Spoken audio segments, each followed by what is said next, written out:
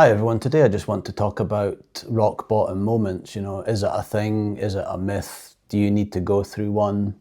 Is it actually more like 100 smaller moments that lead to you quitting drinking? And I think it's quite an important subject because you see a lot of people in videos and in comments talking about the fact that they've not reached this rock bottom moment. And they're asking others, when did you reach your rock bottom moment? And I think it's a really, really slippery slope to kind of wait for this moment where, you might fall out with your whole family, or you might black out drunk and end up in a police cell or something. And people are actually waiting for this time where they do something so bad that they decide to end up quitting alcohol. And like I say, I don't think it's the right way to do it. I think you should stop right now, to be honest. And I think for most people out there, there isn't a rock bottom moment, and that's what is kind of scary when I see people talking about this rock bottom moment, because I think for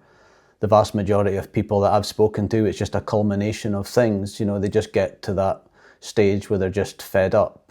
And we've all been in situations like that, when you're on holiday and you've been away too long, there might just be a moment where you're just like, oh, I can't, this is rubbish now. Maybe you're doing the same things, eating the same foods as well, and one day you just, there's a culmination of things and you're just like, you know what, I'm done with this. And it's the same with booze, and granted it takes longer because it's essentially a drug in my opinion. Well, it is one, not just my opinion. And I think we seem to just go, because of social pressures, because of the habitual behaviour, I think we just keep going and going and going. And I really recommend, not waiting for you to actually hit rock bottom. And, from my experience, it was definitely a culmination of things. Where do I start? The terrible sleep, the brain fog, which, leads to you not getting anything done. You start stuff around the house and don't get it finished. You start courses at work or for your job, you don't get them finished. You start reading books, you start watching stuff on TV that's interesting and you just never get it done.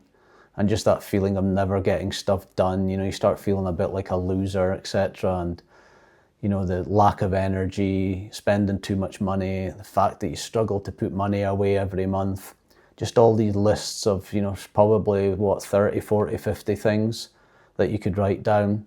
I just think it's like a culmination of that. And for some reason, it might be the 104th time of saying I'm done when you finally get over the line. Because that's something I get comments with as well, like how did you stop? When did you stop? And it's like, I don't really know. It was like that when I used to kind of smoke a bit when I was younger. Everyone in the office smoked cigarettes, and it was just a thing you did on nights out, etc. And, why do you quit after saying for the 57th time that I'm done? Why, what's different between the 57th and 56th time? And I just think that you need to make a kind of concerted effort to stop now before you end up doing something really stupid and regretting it. Because, some of the stories you read online and, some of the comments I've had when people write a story and they kind of open up, and it just really is something that you don't want to wait for. And I don't really, everyone's different, but I don't really get the kind of need for you to absolutely destroy yourself before making a decision. And I think the best thing that will happen to you when you actually do quit and you didn't hit rock bottom, so to speak, is that you'll be glad that you got out when you did. So rather than actually waiting for that moment to happen, your rock bottom moment, get out of it now, get out of the cycle, get out of the habit, change your life. And at least when you've changed, you won't have this huge guilt about maybe something you did with family, or something that you did on a night out, or you lost all your money at the casino drunk, something like that. It'll be a great feeling once you're a few weeks into it, knowing that, you didn't hit a rock bottom, and, you're kind of on the straight path with a clear conscience, and it will certainly help with the anxiety. But, I just want to kind of wish everyone the best of luck on their journey. Don't wait for that rock bottom moment.